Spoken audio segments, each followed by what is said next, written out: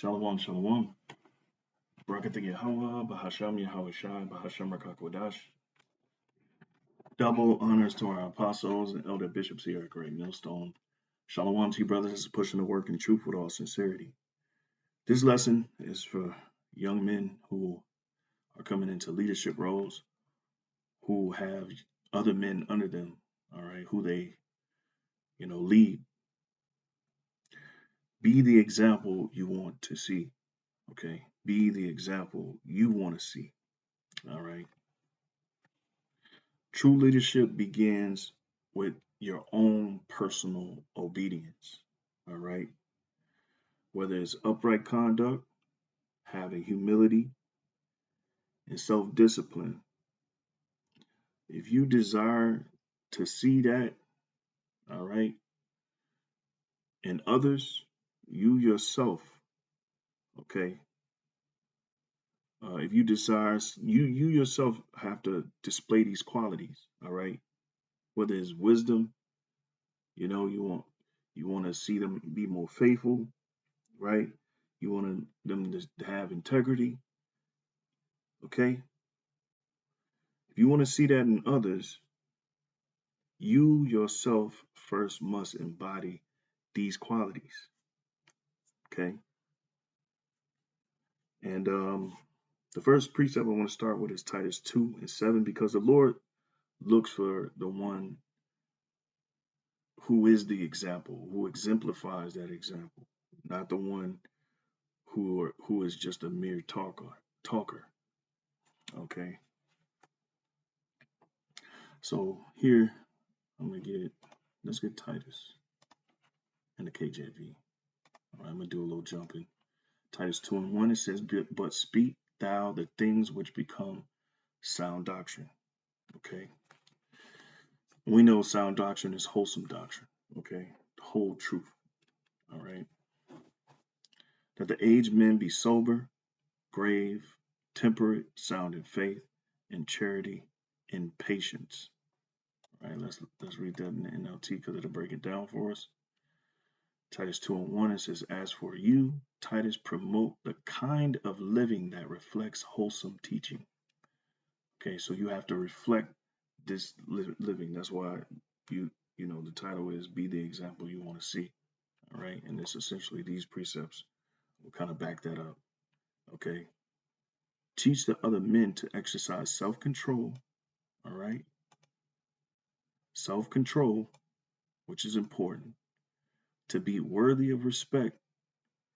All right, and to live wisely. They must have sound faith and be filled with love and patience. So how do you teach these other men to do it?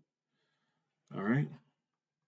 And then it goes into the woman and what the woman should do. But we want to focus on brothers. Okay.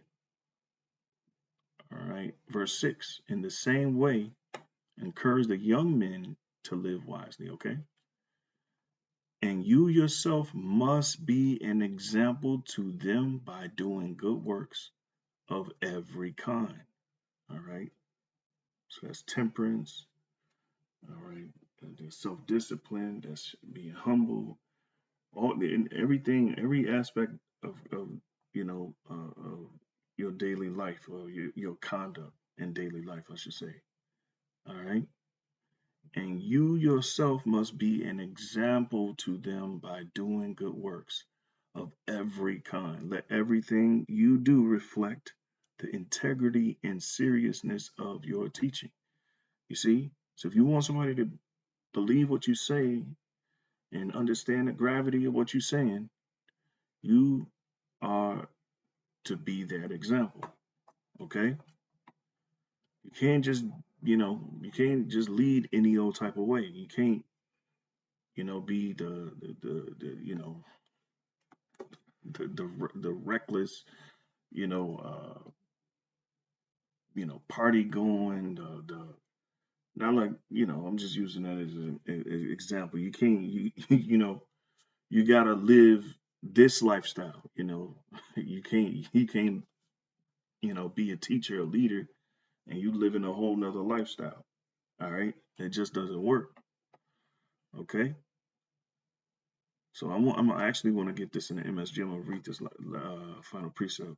It says, teach the truth so that your teaching can't be criticized. All right. So, right. Because they'll look at you as a hypocrite. Then those who oppose us will be ashamed and have nothing bad to say about us. Right. You don't want those that speak evil of the truth, even though you got people that do that, you know, regardless. But you always have lookers, you always have people that's watching and they're waiting for a slip up. Okay. So you have to be, on point. You have to be the example that you want to see. Okay. I like the way the MSG puts this, but I really don't have to get it. But yeah, here we go. This is verse 7 and 8. But mostly same chapter, same book. All right. Titus 2 and 7, it says, but mostly show them, and it's the MSG slug, but mostly show them all this by doing it yourself, trustworthy in your teaching, your words solid and sane. Then anyone who is dead set against us, when he finds nothing weird or misguided, might eventually come around, right? Because the scriptures say, about the gainsayers, convincing the gainsayers. You got those on the outside looking in. They might be conflicted, with what they might be conflicted, but with another doctrine but as long as you creating the example and being the example and leading by example, okay, and we're actually applying the words, the instructions that Yahweh Shai has given us, which he left simple instructions and very clear instructions, you know, we see lessons in humility. We see lessons on serving one another. We see lessons on integrity. All right. We see lessons on faith, being faithful to the Most High, and praying and pray without ceasing. We see all of those things. Those are examples that were left to us for us to follow. Okay. Next precept is James 1 and 22. Very simple. All right. James 1 and 22. All right. Because the Lord, again, looking for examples. He's looking for examples. He's not looking for mere talkers. Okay. The world has plenty of people that, know how what should be done and how things are done. Okay. But the Lord is looking for people who actually do it, who actually are the example. And before you teaching others, one must apply that word, the word that you're teaching, to themselves. Okay. All right. So moving in humility. You want brothers to be humble? Show them how to be humble through your example that you're giving off through yourself or through your actions. You want brothers to be have upright conduct? Show them how it's done. Okay, be a man of your word. All right, James 1 and 22. But don't listen. Let's see it. That's the NLT. KJV 122. It says, "But be ye doers of the word, and not hearers only, deceiving your own selves. For if any man be a hearer of the word, and not a doer, he is like unto a man beholding his natural face in a glass. For he beholdeth himself, and goeth his way, and straightway forgetteth what manner of man he was." Right. So if you're saying these things and you're not doing them, you essentially you forget what man you're supposed to be. You like a man leaving the mirror, right? You forget that. The you forget it. All right. And let's read 25. Salaki. All right. Right. So yeah, you forget of what manner of man he was. But whoso looketh into the perfect law of liberty, that means you're observing. All right. That means you're taking heed. Right. And eventually you're going to start applying these things. You're going to be mindful when these situations arrive. You're going to remind yourself on being temperate. You're going to remind yourself on being humble. A soft answer to turn away wrath, or whatever principle we go by, and they're situational. All right. You're going to apply those things. You're going to be thinking about those things. And remember the scriptures say meditate on these things day and night. Okay.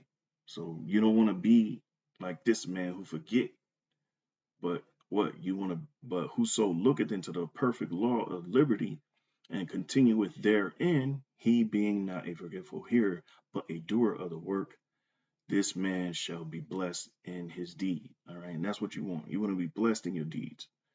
Okay. All right. Very simple, very simple, very simple. All right.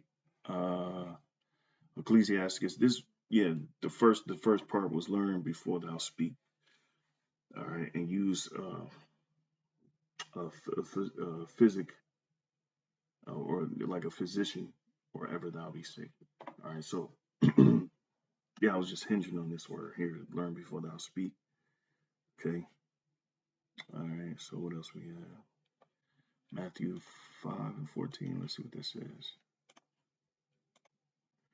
All right. And I ain't going to be long because I'm going to chop this up into parts.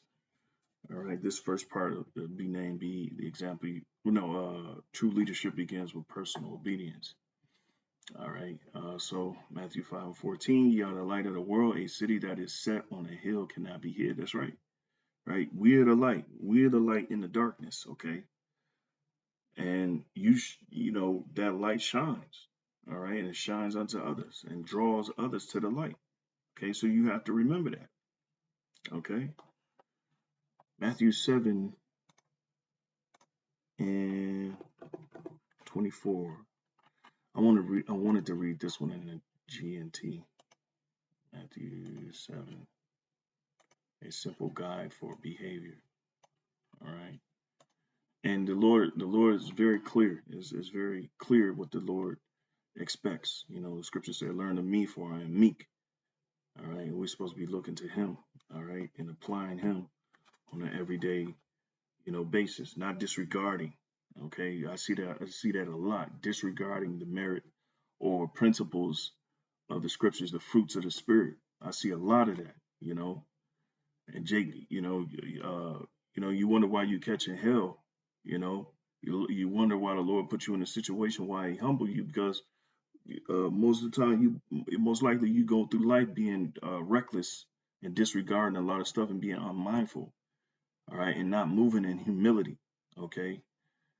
And you gotta have that same mindset when you in the contrite spirit.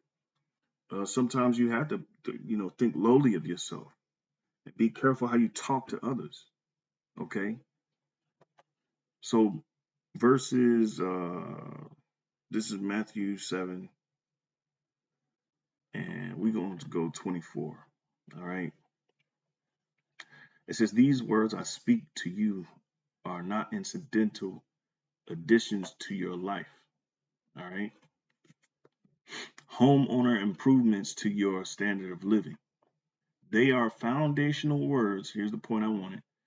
Words to build a life on.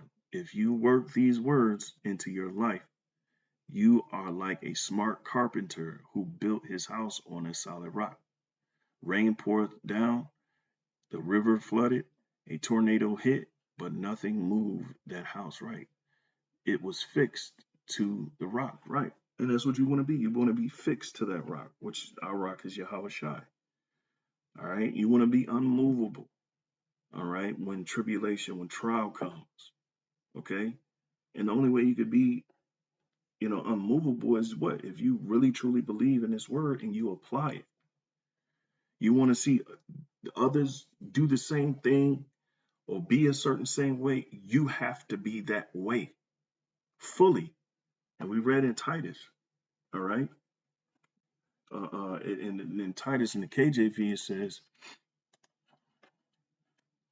here, because I don't think I got it, but in the KJV 2:7 it says, in all things shewing thyself a pattern of good works and doctrine, showing uncorruptness, gravity, sincerity, sound speech that cannot be condemned. All right, you see. And essentially, what are we doing? This is we are the Lord's creatures. All right. And the scriptures talk about what? The first fruits of his creatures. Okay. So the Lord, he wants a certain archetype. And now he is the perfect archetype. Remember, he is the ultimate example. Okay, and so we have to live by that example. All right, and giving wise counsel. Okay, not showing examples of living recklessly and really not living how how can I say, could doing things the way they're supposed to be done in the manner that they're supposed to be done and not cutting corners and thinking that nobody's watching and thinking that you're gonna get away with this little, the the uncultivated behavior. The Lord's watching. The scripture said, walk honestly. You have to walk honestly. You can't be a jackass all the damn time. You can't be reckless and unmindful. You have to apply these things, especially if you want to see them in other men. Okay? And that's just plain and simple. All right. So, Lord willing, that was edifying, and then I'll be on to the next one. All right. Shalom.